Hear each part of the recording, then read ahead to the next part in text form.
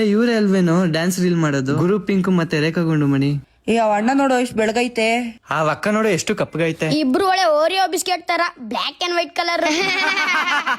ಏಯ್ ಯಾಕೆ ಎಷ್ಟು ಅಳ್ತಾ ಇದ್ಯಾ? ಹಳೆ ಕಾಲದ ಹೀರೋಯಿನ್ ಸರಿತಾ ಅವ್ರು ಕೂಡ ಕಪ್ಪೆ ತಾನೆ. ನನಗ್ ಸರಿತಾ ಅವ್ರ ತರ ಬೇಡ, ಈಗಿನ ಕಾಲದ ಹೀರೋಯಿನ್ ರಶ್ಮಿಕಾ ಮಂದಣ್ಣ ಅಲ್ಲಲ್ಲ ರಾಧಿಕಾ ಪಂಡಿತ್ ಅವ್ರ ತರ ಗ್ಲೋ ಬೇಕು. ನಾನೊಂದ್ ಕಡೆ ಹೇಳ್ತೀನಿ, ಅಲ್ಗೋಗು.